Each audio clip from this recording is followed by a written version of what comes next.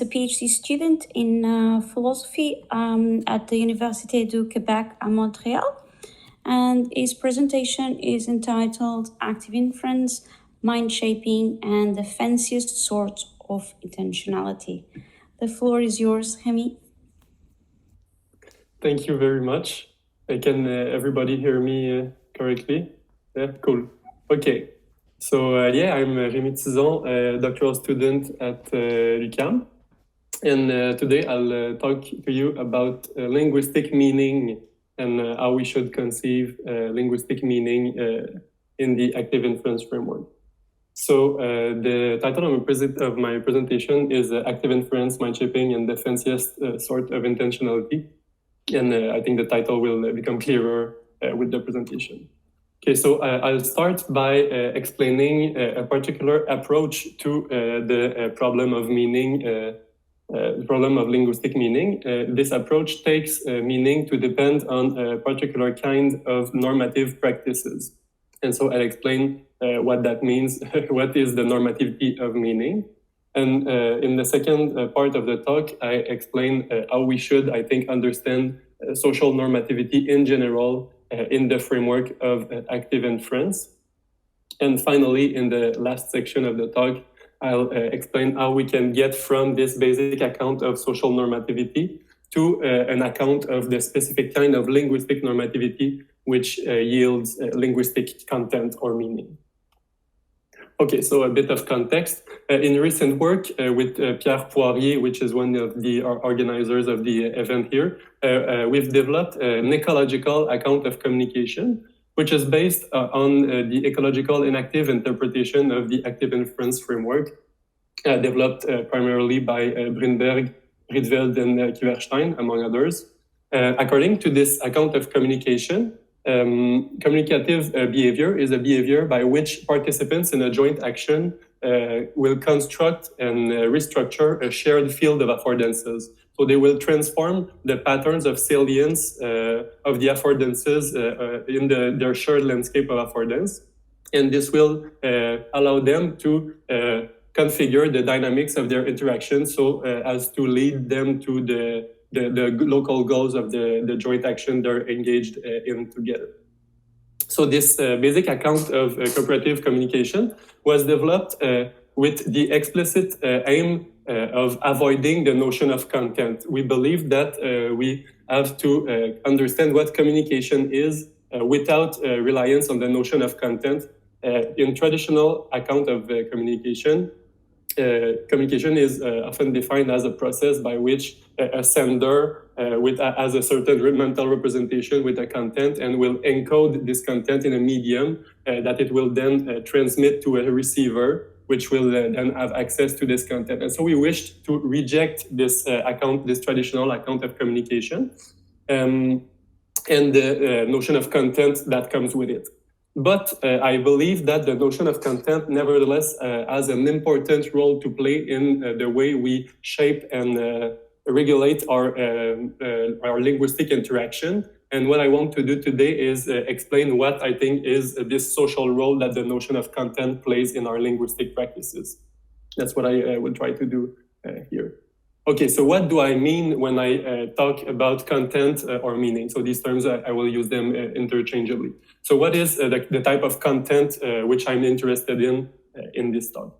So we attribute, content is the kind of thing that we attribute to others when we say, for instance, that someone believes that P or intends that P or desires that P, where P can be replaced by any preposition whatsoever. So when we attribute these kinds of propositional attitudes, we are attributing a content to the states of the individual that we're interpreting. We also attribute content or meaning to the linguistic performances of individuals. For instance, when we say that the words or expressions of somebody mean something, we are ascribing a content to its linguistic performances. So in the presentation here, I will really focus on the particular kind of content, which is propositional linguistic content, because I'm interested in communication. And that is what Brendan calls the fanciest sort of intentionality. So there you have the reason for the title of the paper. Okay, if we want to explain what content is, first and foremost, I think that we have to recognize that content is something that is normative. That's an important property of meaning that's often been neglected, but that was recognized early by Wittgenstein and Sellers in the 50s. And this idea, the idea that meaning is normative, has really been at the forefront of philosophical discussions on meaning since 1982, around where Saul Kripke, which is here in the picture above with the nice hat on the beach. So Saul Kripke in 1982, in his book Wittgenstein on Rules and Private Language, argued that meaning and content is not a matter of the properties or dispositions of a speaker. It's rather a matter of the normative status of the speaker. So a matter of what, not a matter of what the speaker does in fact, but rather a matter of what the speaker should do. And arguing and speaking about the conceptual content of the concept of addition, Kripke said in this work, for instance, that the point is not that if I meant addition by plus, I will answer 125, speaking about an equation that has 125 for an answer, but that I should answer 125. So in this work, Kripke argued for the normativity of content. And more recently, there's been a really influential and important interpretation of this thesis developed by Robert Brandom, which is the theory of normative inferentialism. And so below Kripke, you have Robert Brandom with his nice beard. So yeah, now we get to normative inferentialism. What is that? It's the idea that the content of an utterance will be determined by the correct circumstances and consequences of its application. And so it will be the content, the meaning of an expression is to be identified with the set of things that this expression can be inferred from, and the set of things that can be inferred from it. And these sets will form what is called the inferential role of the expression. So for instance, if I utter the sentence, Cognitio 2021 is a huge success, and by that, I mean that Cognitio 2021 is a huge success. So I'm expressing the proposition that Cognitio 2021 is a huge success. Well, that means that I ought to produce this utterance only if Cognitio 2021 is indeed a huge success. So that will be an appropriate circumstance of application of this utterance. There's also a variety of intralinguistic relationships. For example, I ought to reject the utterance Cognitio 2021 is a failure, which is incompatible with the content that I'm expressing. And I ought, for instance, to congratulate the organizers if I have the chance in the appropriate circumstances. So there's this set of inferential relationships that an utterance has, and this is the inferential role of the expression. In Brandom's version of normative inferentialism, the inferential role of an expression will be defined in terms of the set of commitments and entitlements that the speaker undertakes in producing this utterance.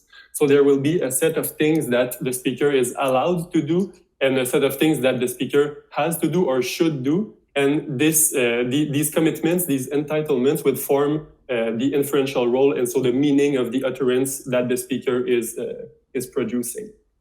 And this normative status, so the commitments and entitlements that are undertaken by the speaker, it's an important idea here, will come from the normative attitudes of the members of its community. And that's because normative status does not just appear out of thin air like that. It must depend on attitudes of ascribing this normative status. In the terms of Brandom, in its classic work in 1994, he says... so what I'm going to do is... sorry, okay. Can I go ahead? Okay, sorry, I heard something. Okay, so Brandom says there were no commitments before people starting treating each other as committed. So that's where we have the idea that normative status, so the commitments and entitlements of a speaker depend on the attitudes of attributing these commitments and entitlements. And so we come to the idea that content derives from normative attitudes concerning what a speaker is committed and entitled to. Okay, I think this idea, this traditional idea in analytical philosophy of mind and language can be linked to a more recent development, which is the Mindshaping Hypothesis and the broader normative turn in which it is embedded in social cognition research. According to the Mindshaping Hypothesis, the primary function of social cognition is not the discovery and the tracking of the mental states of others in order to accurately predict their behavior, as it is usually conceived, but rather the primary function of social cognition is to regulate behavior according to sets of shared social norms, scripts, and narratives, which in turn make the behavior more regular and so more easily predictable. And so the function of social cognition is more mind shaping than mind reading. And so if we apply this to the idea of content meaning ascription, we can say that ascribing the content, a certain content to the utterance of a speaker is not a way of describing the cognitive state of the speaker. It's rather more a way of regulating its communicative behavior. And so this will become clearer in the later parts of the talk. Okay, so now we finally get to active inference. I will spare you, I think, yet another introduction to active inference. So probably my introduction would not be as good as a lot of those that already been presented in the event. Okay, I just said that active inference is a theory which states that living systems manage to maintain their organization by embodying a generative model, which issues predictions of sensory input. And in order to survive, to maintain their organization, they attempt to minimize the discrepancy between the prediction of sensory input that their generative model is issuing and the sensory input that's coming from the world. And so there's two ways for an organism to minimize its free energy. It can either perform perceptual inference, which minimizes free energy by the adjustment, the modification of the generative model so that it corresponds to the sensory input. Or it can also actively intervene in the environment so as to make the sensory input correspond to the sensory predictions that are issued by the generative model. So that's a really basic introduction to active inference for you. Okay, an important implication of active inference is the idea that organisms that attempt to minimize free energy will in time transform their ecological niche so as to make it as predictable as possible. So they will alter their ecological niche. There will be a process of niche construction by which there will be an attunement between the agent and its niche.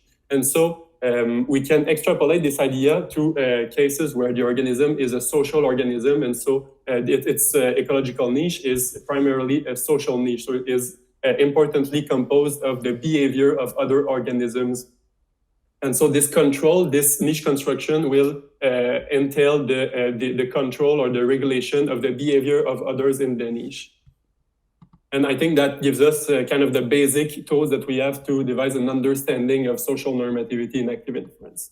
There's been a lot of work recently on the notion of regimes of expectations. I think that is a useful notion to understand various social phenomena. Regimes of expectations are sets of expectations about states of the world that are characteristic of a given cultural group. And these sets of expectations are embedded in an ecological niche and are transmitted to members of the cultural community. And they allow the members of a community to share expectations concerning what behavior is appropriate in various social settings and circumstances. And this allows everybody to behave in a way that is easily predictable. I think that there's an emphasis that must be put on the active participation in regimes of expectation. I think that regimes of expectations are not just things that are acquired and then lead us to expect certain things in our environment. I think that it's something that is actively enforced. And when you learn a regime of expectations, you also obtain naturally a motivation to enforce the regime of expectations that you're learning. And that's an important point, I think, that we have to recognize. Okay, so why is that? It's because, as I've said earlier, systems that minimize free energy and attempt to have as little prediction error as possible will prefer stimuli that is regular and so easily predictable. And they will actively sample their niche, actively structure their niche so as to sample this kind of regular stimuli.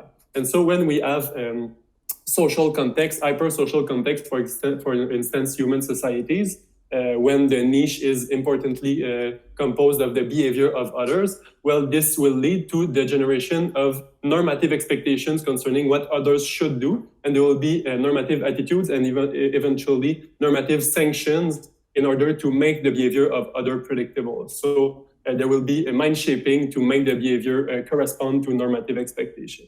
And so the idea is that we have kind of a direct link from regularity, so social regularity, to social normativity under the active inference principle, I think, in social context. Okay, this idea is consistent with the research on promiscuous normativity by Schmidt and others, which has discovered that young children, when they perceive a behavior that is regular or presented as regular, they will automatically assume that it's a behavior that is normatively guided, and so they will sanction behavior that deviates from the norm that they project on this regular behavior. So they will overgeneralize normativity. So they will suppose that any behavior that is regular has to be that way and must be enforced so as to maintain the norms that they project on this behavior. I think that's an idea that supports the understanding of social normativity as emerging from active inference, as I've described it earlier.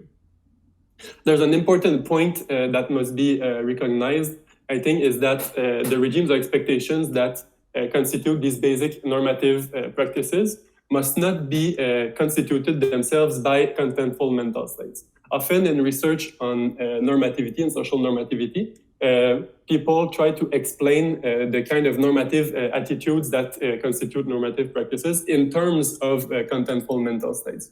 For instance, Bicchieri's theory of social expectations defines social expectations in terms of beliefs. But as I said earlier, beliefs are the kind of thing that has content. And so if we want to follow the strategy that I am advocating here, and in which we try to explain content and meaning in terms of normative practices, well, we cannot explain in turn normative practices in terms of contentful mental states, because we would obviously have a circular explanation which goes nowhere. So we have to produce an understanding of regimes of expectations as implicit attitudes, implicit embodied expectations that do not rely on the explicit representation of a rule. And I think that there's a lot of interesting work in activist circles on such notions of situated and embodied normativity, which are more akin to a skilled practice than to the representation of a rule that can then be enforced. For example, you can think of the kind of implicit normativity, which is present when we implicitly know at which distance we should stand from another speaker when we're talking together. We know that we cannot be too close, we cannot be too far, but this is not a kind of normativity that relies on the explicit representation of a distance, for instance, in our cognitive system. It's more something like a skill that we acquire and that we practice together implicitly. So I think that that's an important point. Okay, so now we have this kind of basic understanding of social normativity and how it emerges in active inference in communities composed of agents attempting to minimize each other's free energy. Okay, how do we get from this social normativity to the kind of linguistic normativity, which I've suggested can constitute linguistic content? Okay, so now we come back to the idea in introduction, which I've briefly explained, that we have provided an ecological account of cooperative communication, and this account, which we have developed, explicitly does not rely on content. So we didn't want to have content to be an important conceptual part of this account of communication. And I think that we can get linguistic normativity if we take this account of cooperative communication and we insert social normativity to the communicative practices. And if we do that, we will get a kind of linguistic normativity, which will eventually get us linguistic content. So I'll quickly explain how we can do that. Okay, so I've said quickly earlier that communication, in our view, is the process by which participants in a joint action will alter the shared field of affordances that they're navigating together in order to more optimally reach the goals of their joint action. And by doing that, the interlocutors manage to functionally constrain the dynamics of their interaction. They will create interpersonal synergies, such as those described by Shannon in an earlier talk. And by doing that, they will more easily reach the goals of their joint action. And so, for example, if we're doing something together in a shared context, an act of pointing, my act of pointing something in a shared context would allow me to highlight or activate an affordance in our shared space. And that would, for instance, lead me to make you do a certain behavior, which would help our interaction, the joint goals which we're pursuing together, for instance. So that would be an example of an act of communication in our account of communication.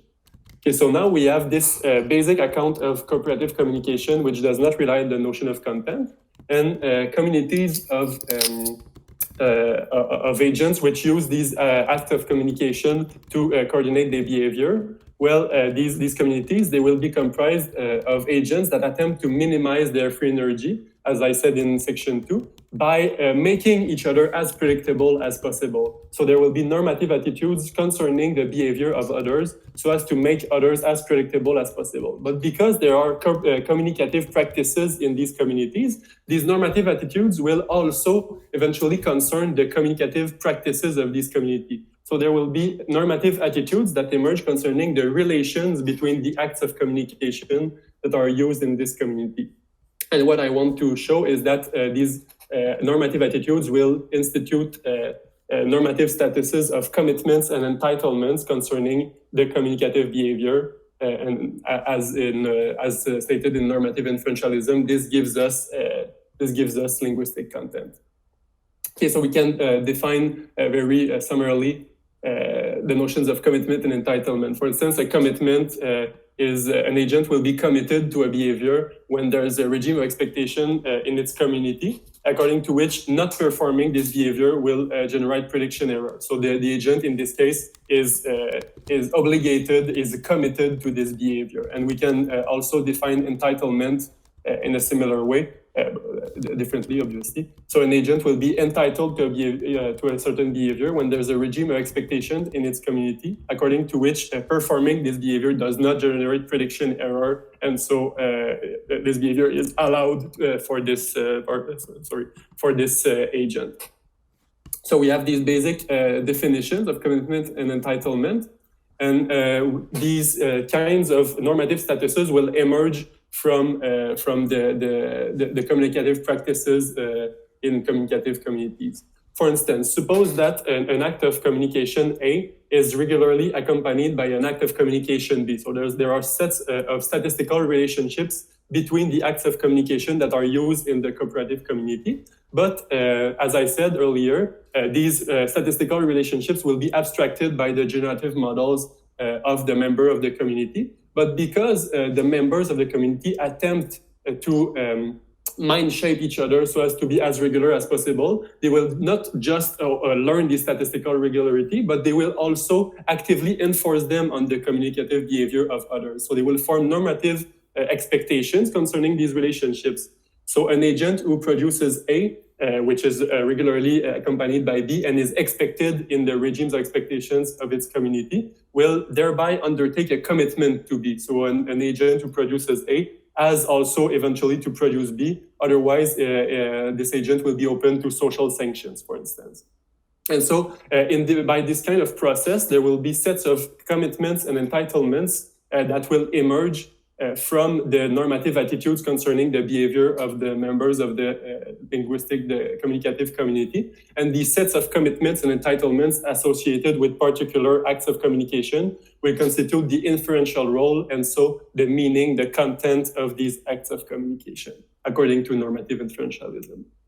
Okay, so we can now come back to our earlier example. For instance, if I mean that Cognitio 2021 is a huge success, by uttering the sentence, Cognitio 2021 is a huge success, then that means that I am committed to Cognitio 2021 being a huge success. So that would be a language, what is called by scholars, a language entry transition. So Cognitio 2021 being a huge success would be an appropriate circumstance of application that would entitle me to utter the sentence Cognitio 2021 is a huge success. And after uttering this sentence, I will commit myself to Cognitio 2021 being a huge success. And if it's not, I'm open to social sanction.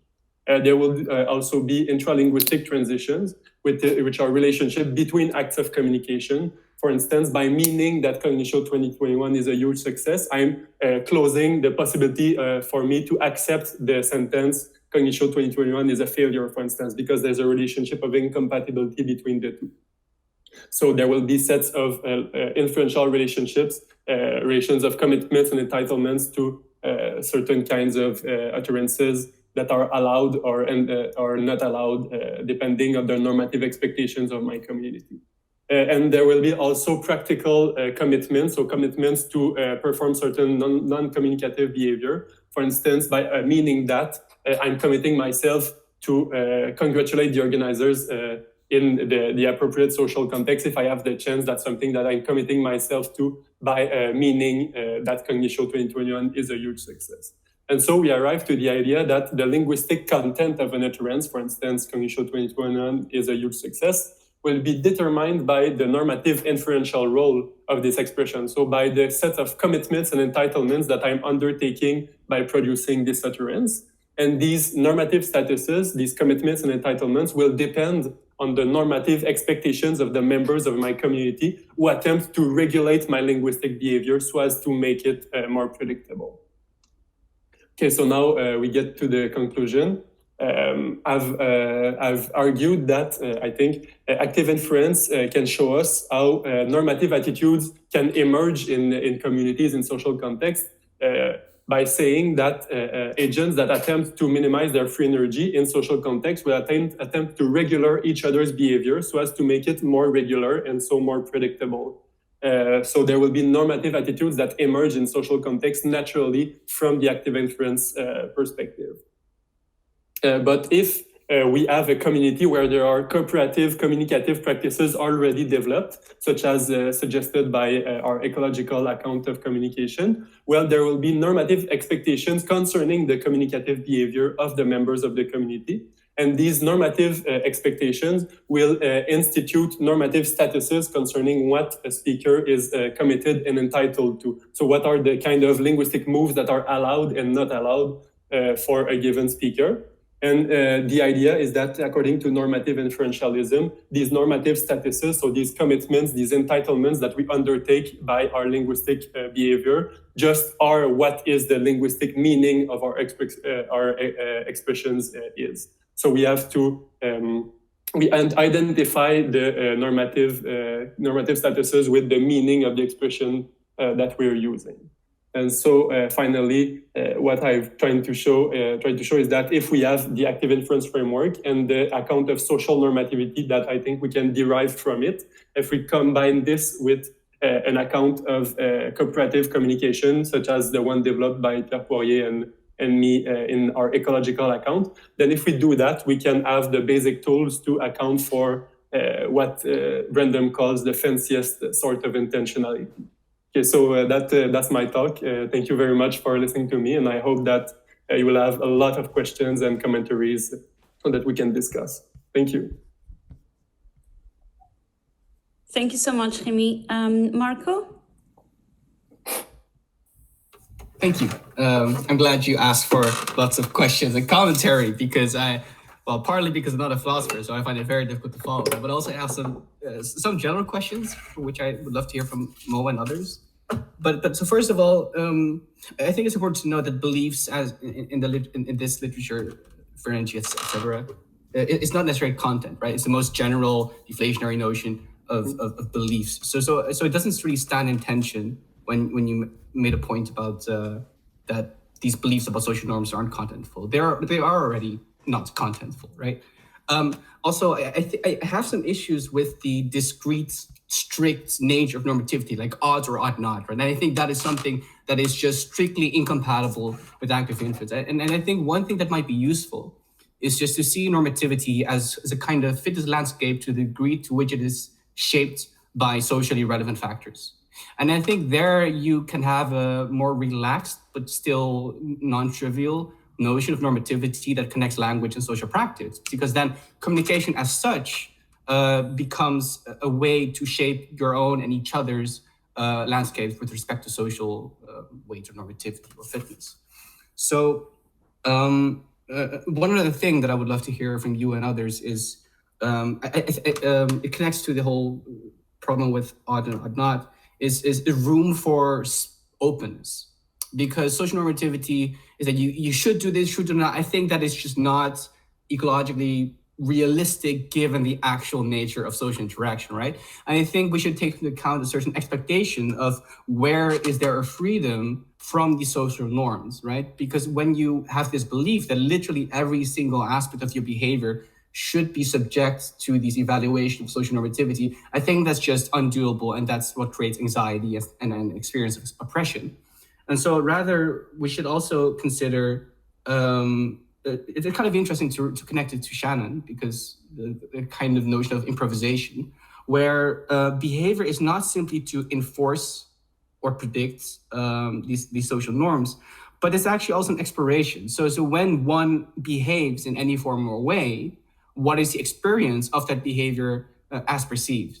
And that can help shape one's personal sense of normativity, which is, I guess, not social normativity, but personal valence, and that in turn can be communicated. And then you get what in psychology or group psychology is called norm setting, right? So I think norm setting is something that must be included in this kind of work if you want to talk about normativity in a more free and open sense that I think is necessary to make compatible with active inference, especially because there's these meta norms, right? So for example, in this community, I would say that one meta norm is we're here to help each other learn and be ourselves and be authentic and be included, and that is something that connects not to a belief about particular behaviors, but a belief about authentic being or motive being, right?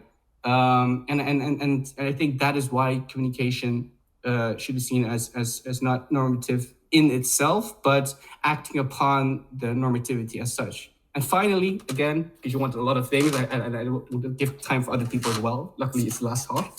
But so I have a lot of issue when people say that it's all about making each other more predictable. Because I think there's different degrees of weight to things being predictable. Like, I don't care about the predictability of whether you use your left hand or right hand for such and such, right? And so it's rather about a meta predictability about what I said earlier, like what is the domain in which things need to be predictable. And so one other way, so you could see that the behaviors and the communication are not simply about making each other predictable, but more general, as I think is noted in some of the literature that you also referenced, is simply about joint active inference. And it's very dynamic, right? So you communicate and you behave such that your personal reduction of expected free energy and each other's reduction is calibrated or synergistic or compatible with each other. And it's that dynamic interplay of getting that equilibration, which I think is exactly the core of social normativity, rather than simply making each other predictable. So those are my random thoughts, and I would love to hear you and other people's thoughts. Thank you for your interesting thought. Thank you very much for your question. Those are really good questions. I think I'll start with your last point.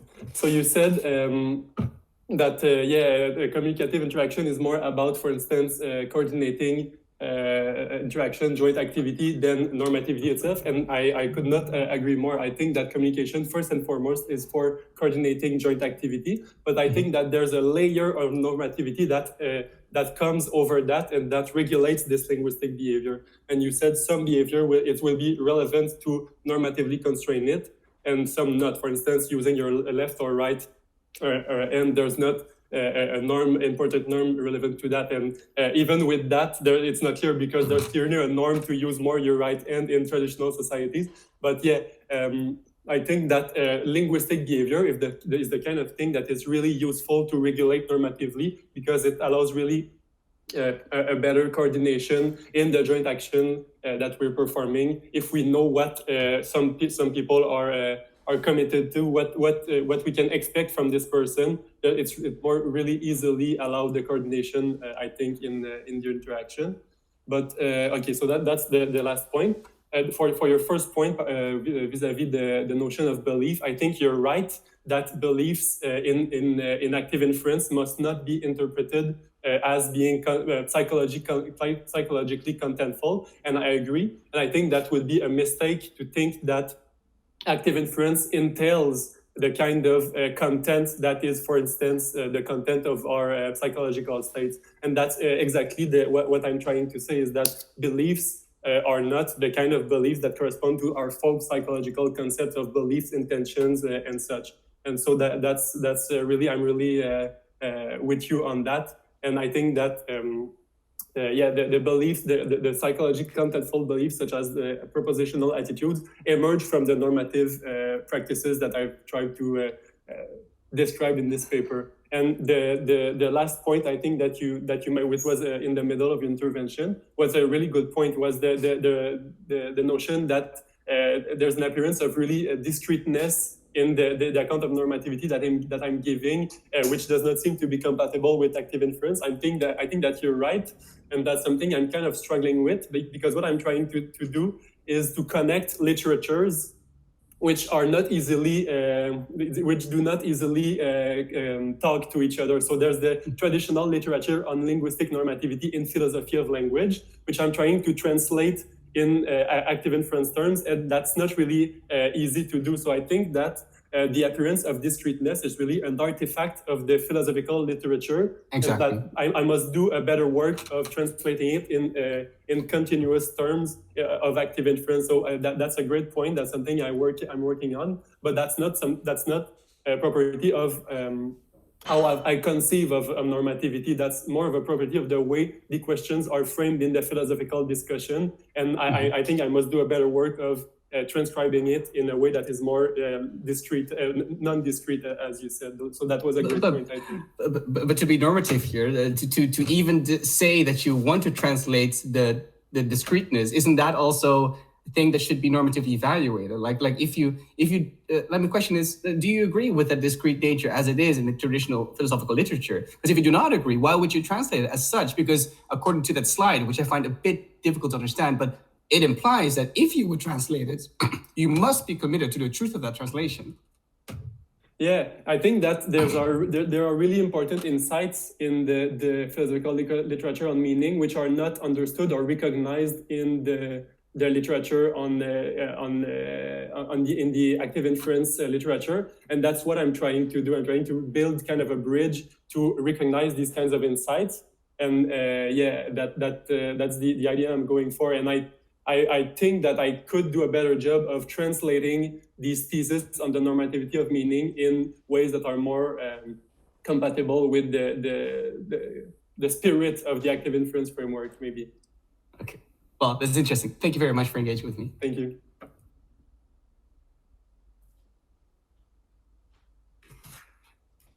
Hello, Rémi. Can you hear me well? Yes. Okay. So actually, you have already answered my first question. So it was on why is normativity before a pragmatic purpose, which apparently it is not. The second question is more of a comment. Sorry, I didn't quite understand your first question. Sorry. Yeah, never mind. It's I was puzzled that you put normativity before pragmatic purposes. And when Marco asked a question, it was clear that you do not. In fact, you just are interested in the normative dimension of language. Yes. Is that correct? Yes. That's the pragmatic function of language for me is really primary. And so the account of communication that we've developed with Pierre Poirier is quintessentially, so to say, a pragmatic account of communication. And the idea is that the normativity is kind of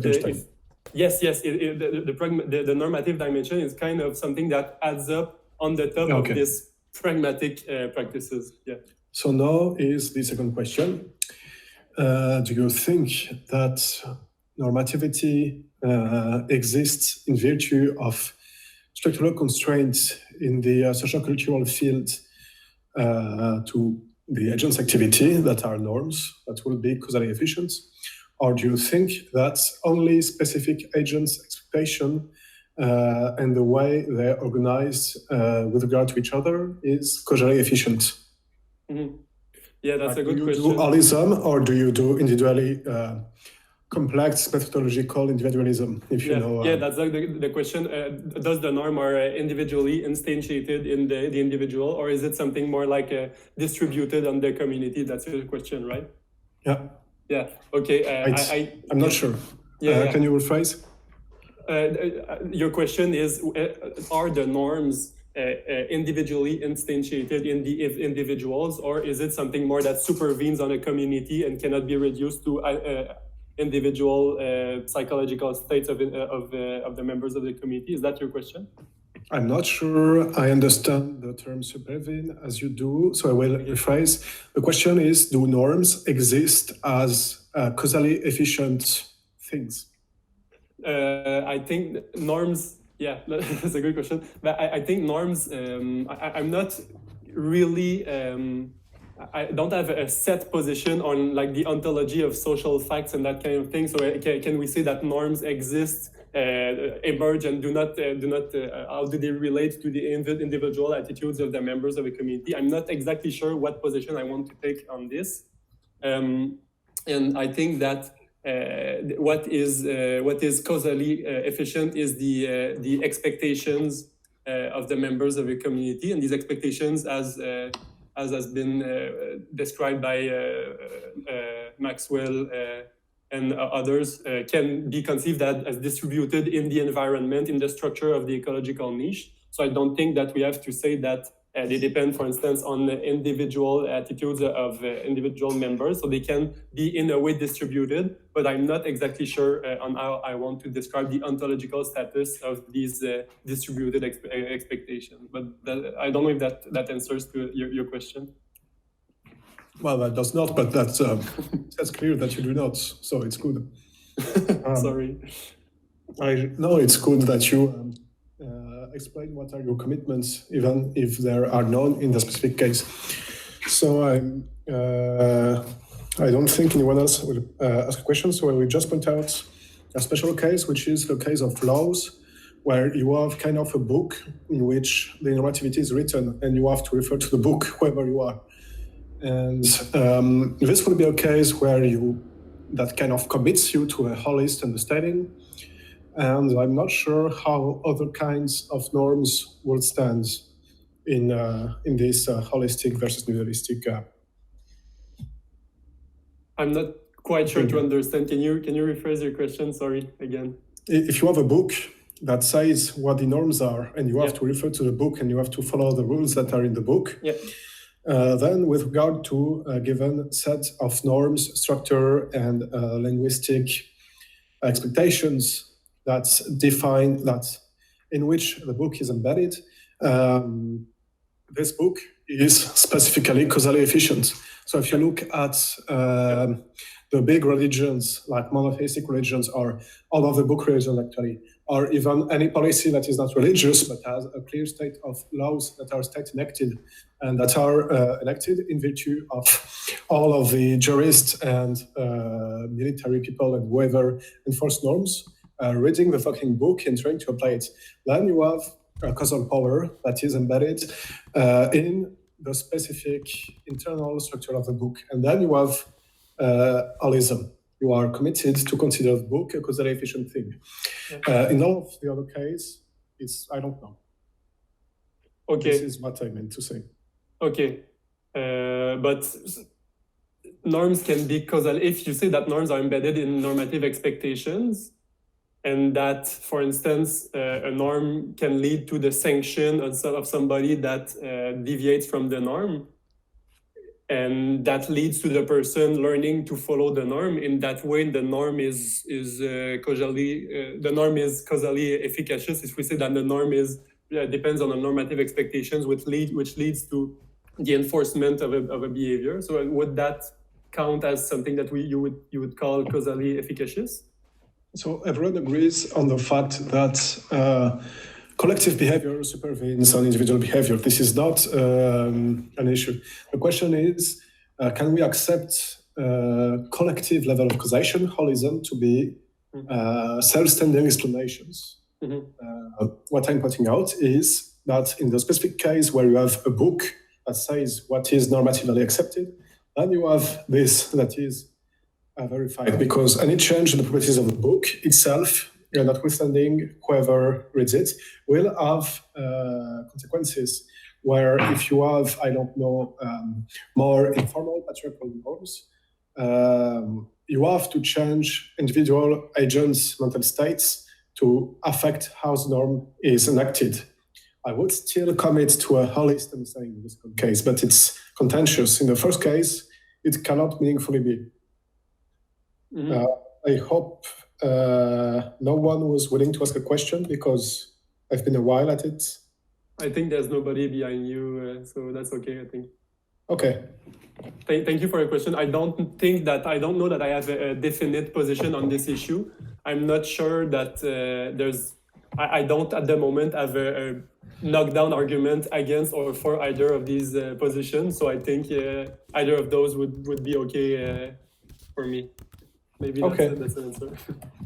Thank you. Thank you very much for your question.